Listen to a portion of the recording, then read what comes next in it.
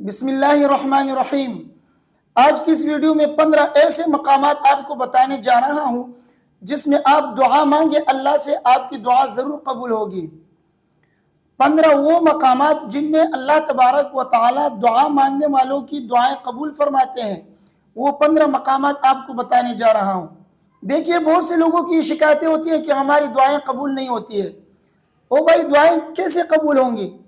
دعائیں اس وقت قبول ہوں گی نا جب آپ طریقے سے وہ دعائیں مانگیں، جو طریقہ نبی کریم صلی اللہ علیہ وسلم نے فرمایا اور جو صحابہ کرام نے فرمایا اس طریقے سے مانگے، اور ان اوقات میں مانگے جو قبولیت کے اوقات ہیں۔ ہم ان اوقات کو بھی نہیں دیکھتے، اور جس طریقے سے نبی کریم صلی اللہ علیہ وسلم یا صحابہ نے فرمایا اس طریقے سے بھی ہم دعا نہیں مانگتے، تو ہماری دعائیں کیسے قبول ہوں گی؟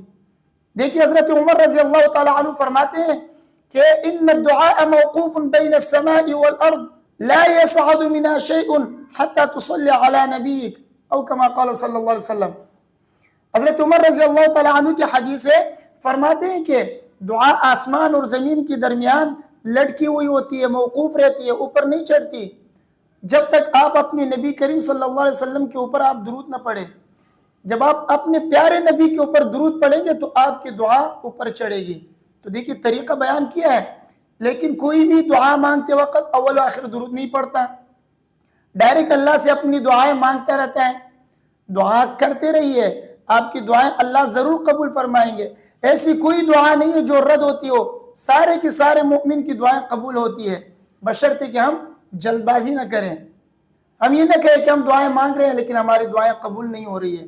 ہماری ہر دعا اللہ تبارک و تعالیٰ قبول فرماتے ہیں، یا تو وہی دے دیتے ہیں جو ہم اللہ سے مانگتے ہیں، اور یا جو ہے اللہ تبارک و تعالیٰ اس کے بدلے میں ہم سے کوئی مصیبت اور آفت جو آنے والی ہوتی ہے اس کو دور فرما دیتے ہیں، اور یا تو یہ کہ اللہ تبارک و تعالیٰ اس کا بدل جنت میں عطا فرماتے ہیں، کیونکہ یہ دنیا فانی ہے۔ یہاں پر اگر اللہ جو ہے وہ نعمت دے بھی دے تو وہ کتنی دیر ہمارے پاس رہے گی؟ نہ ہماری عمر اتنی لمبی ہے اور نہ وہ نعمت ہمارے پاس اتنی دیر رہتی ہے۔ اگر جنت میں وہ نعمت اللہ تبارک و تعالیٰ ہمیں عطا فرمائے تو وہ نعمت جو ہے پھر دائمی ہے، ہماری جو عمریں ہیں وہ بھی جو ہے دائمی، اور اسی طرح ہماری زندگی دائمی اور ہماری نعمتیں بھی دائمی ہیں۔ تو اللہ تبارک و تعالیٰ کا یہ احسان ہے کہ جو نعمتیں ہم اللہ سے ہم مانگتے ہیں وہ جو ہے اللہ تبارک و تعالیٰ ہمیں وہاں دے دیتے ہیں جہاں پہ زندگی بھی دائمی ہے اور نعمتیں بھی دائمی ہیں۔ تو یہ ایک طرح کا اللہ کا احسان ہے ہمارے اوپر۔ بہرحال میں یہ کہنا چاہ رہا تھا کہ اللہ تعالیٰ ہر مومن کی دعا کو قبول فرما دیتے ہیں، اور دوسری بات یہ ہے کہ تھوڑا طریقے سے مانگے، جو نبی کریم صلی اللہ علیہ وسلم نے، جو صحابہ کرام نے جس طریقے سے بیان کیا کہ اس طریقے سے دعا مانگیں، اسی طریقے سے اگر آپ دعائیں مانگیں گے انشاءاللہ 100% آپ کی دعائیں قبول ہوں گی۔ اچھا، تو اب آتے ہیں اس کی طرف کہ وہ 15 مقامات کون سے ہیں جس میں اللہ تبارک و تعالیٰ ہماری دعائیں قبول فرماتے ہیں۔ دیکھیے، میں آپ کو جو ہے پڑھ کے سناتا ہوں کیونکہ 15 مقامات کافی زیادہ ہیں، تو اس وجہ سے جلدی ہو سکے۔ تو سب سے پہلا وقت وہ کون سا ہے جس میں دعا قبول ہوتی ہے؟ وہ ہے لیلۃ القدر کی رات۔ شب قدر کی رات آپ اللہ سے دعا مانگے، جو بھی مانگیں گے اللہ تبارک و تعالیٰ آپ کی دعا قبول فرمائیں گے۔ اور نمبر 2، تہجد کے وقت، رات کے آخری حصے میں آپ اللہ سے دعا مانگے، کیونکہ تہجد کے وقت رات کے آخری حصے میں اللہ تبارک و تعالیٰ آسمانی دنیا پر نزول فرماتے ہیں اپنے شان کے مطابق، اور اللہ تبارک و تعالیٰ یہ اعلان کرتے ہیں کہ ہے کوئی مجھ سے مانگنے والا کہ میں اس کو دے دوں، ہے کوئی مغفرت طلب کرنے والا کہ میں اس کی مغفرت کروں۔ تو رات کے آخری حصے میں اللہ تبارک و تعالیٰ دعائیں قبول فرماتے ہیں۔ تو رات کے آخری حصے میں اللہ سے مانگا کریں، خوب رو کر اللہ سے مانگے، جو بھی آپ کی جو حاجت ہے، جو ضرورت ہے اللہ سے مانگے، انشاءاللہ اللہ تبارک و تعالیٰ دے دیں گے۔ اور تیسرا وقت کون سا ہے؟ فرض نماز کے بعد۔ جیسے آپ نے فرض نماز پڑھ لی تو سلام پھیرنے کے بعد آپ اللہ سے مانگے، یہ قبولیت کا وقت ہے۔ اس وقت اللہ تبارک و تعالیٰ آپ کی دعا کو قبول فرمائیں گے۔ اور اسی طرح چوتھے نمبر پر وہ ہے اذان اور اقامت کے درمیان کا جو بیچ کا وقت ہے، اس وقت بھی آپ اللہ سے دعا مانگے، انشاءاللہ اللہ تبارک و تعالیٰ آپ کی دعائیں قبول فرمائیں گے، رد نہیں فرمائیں گے۔ اور 5ویں نمبر پر فرض نمازوں کی جو آزان ہے اس آزان اور لڑائی یعنی جب میدان جنگ کے اندر گمسان کی جنگ چل رہی ہو تو اسی طرح اس میدان جنگ کے اندر آپ دعا کریں، آزان اور جنگ کے درمیان آپ جو ہے دعا کریں، انشاءاللہ اللہ تبارک و تعالیٰ آپ کی دعا قبول فرمائیں گے۔ میدان جنگ میں جب جہاد کے دوران آپ اللہ سے دعا کریں گے اس وقت اللہ تعالیٰ دعا کو رد نہیں فرماتے ہیں۔ اور چھٹے نمبر پر بارش کا وقت، جب بارش کا نزول ہو، بارش ہو رہی ہو، اس وقت اللہ سے آپ دعا کریں، جو بھی آپ دعا مانگیں گے انشاءاللہ اللہ تبارک و تعالیٰ اپنے فضل و کرم سے آپ کی دعا کو قبول فرمائیں گے۔ اور 7ویں نمبر پر رات کے کسی بھی حصے میں آپ اللہ سے دعا کریں، اللہ تبارک و تعالیٰ آپ کی دعا کو قبول فرمائیں گے۔ کبھی اٹھ کے 2 رکعت صلاۃ الحاجت کی آپ پڑھ لیں، 2 رکعت نفل پڑھ کر اللہ سے دعا مانگے، انشاءاللہ اللہ تبارک و تعالیٰ آپ کی دعا کو قبول فرمائیں گے۔ لیکن کس کے پاس وقت ہے جو رات کو اٹھے؟ پوری رات تو فلمیں ہم دیکھتے رہتے ہیں، پوری رات ہمارے ہاتھ میں موبائل ہوتا ہے، اس میں مصروف رہتے ہیں، فیس بک کوئی چلا رہا ہے، کوئی واٹس ایپ چلا رہا ہے، کوئی ویڈیو دیکھ رہا ہے، لیکن اتنی فرصت کسی کے پاس نہیں ہے کہ وہ اٹھ کے 2 رکعت نفل نماز پڑھ لے، اللہ سے مانگے۔ اپنی ضروریات کے لیے بھی ان کے پاس ٹائم نہیں ہے کہ وہ جا کے اللہ سے 2 رکعت نفل پڑھ کے دعا کریں، لیکن فیس بک چلانے کے لیے پوری رات بیٹھے رہیں گے۔ صبح کی آزان ہوتے ہی پھر وہ سو جاتے ہیں، نماز پڑھنے بھی نہیں جاتے ہیں۔ یہ بڑے افسوس کی بات ہے، اپنے اوقات کو ضائع کر رہے ہیں۔ جو ضروریات ہیں وہ اللہ سے مانگا کرے، رات کو اٹھ کے اللہ سے رو رو کے مانگا کرے، پھر دیکھیں کہ اللہ تعالیٰ کیسے نہیں دیتے۔ نمبر 8، جمعے کے دن یہ قبولیت کی گھڑی ہے۔ جمعے کے دن آپ اللہ سے دعا مانگے تو انشاءاللہ اللہ تبارک و تعالیٰ دعا کو قبول فرمائیں گے۔ اسی طرح نمبر 9، زمزم پیتے وقت، زمزم پیتے وقت اللہ سے دعا مانگے، اللہ تبارک و تعالیٰ دعائیں قبول فرماتے ہیں زمزم پینے کے وقت۔ اور نمبر 10، سجدے کی حالت میں، سجدے کی حالت میں آپ اللہ سے دعا مانگے۔ اللہ، کیونکہ اس وقت جب بندہ سجدے میں سر رکھتا ہے اس وقت گویا کہ وہ اللہ کے قدم میں جو ہے اپنا سر رکھ رہا ہے، اس وقت وہ اللہ کے زیادہ قریب ہوتا ہے۔ اس وقت اللہ سے مانگے، جو مانگنا ہے مانگے، اللہ دے دیں گے، لیکن یہ یاد رکھیے فرض نمازوں میں نہیں۔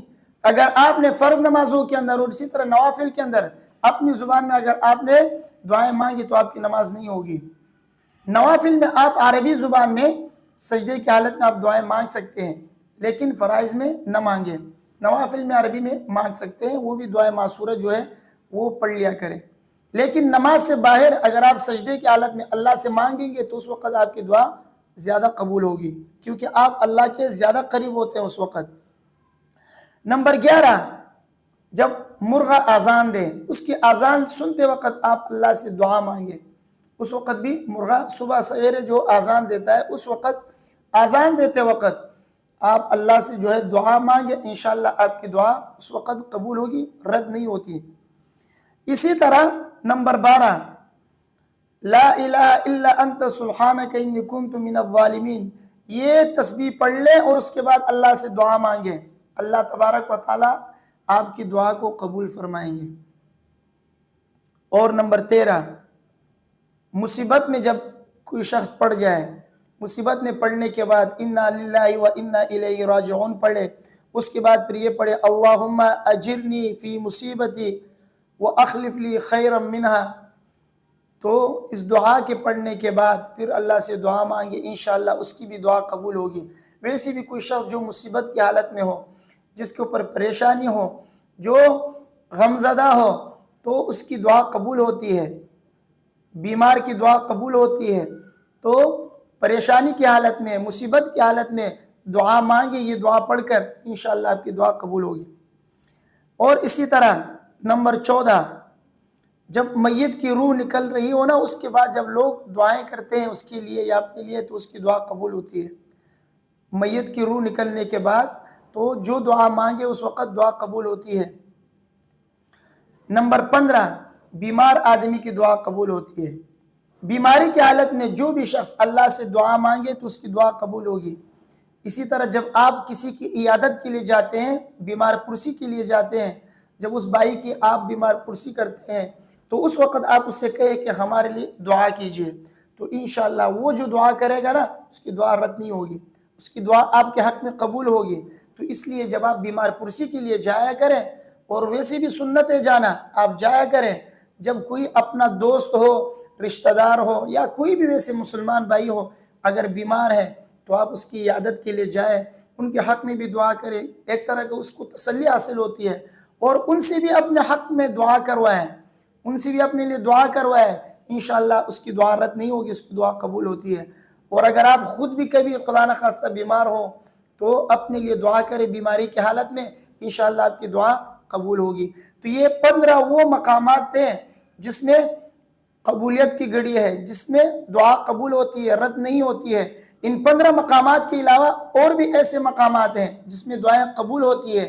میں نے ان سب میں سے صرف 15 مقامات آپ کے سامنے مختصراً ذکر کیے کہ یہ وہ اوقات ہیں جس میں دعائیں قبول ہوتی ہے، رد نہیں ہوتی ہے۔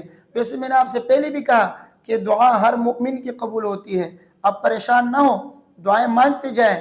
جب اللہ آپ کو توفیق دے رہے ہیں دعا مانگنے کی، یہ خود علامت اس بات کی کہ آپ کی دعا قبول ہو رہی ہے، کیونکہ اگر آپ کی دعا قبول نہ ہو تو آپ کو اللہ تعالیٰ توفیق نہ دیتے دعا کرنے کے لیے۔ جب اللہ آپ کو دعا کرنے کے لیے آپ کو توفیق دے رہے ہیں، ہاتھ اٹھانے کی توفیق دے رہے ہیں، تو یہ اس بات کی علامت ہے کہ اللہ تعالیٰ آپ کی دعائیں قبول کر رہے ہیں، اسی وجہ سے تو آپ کو اللہ نے توفیق دی ہاتھ اٹھانے کی۔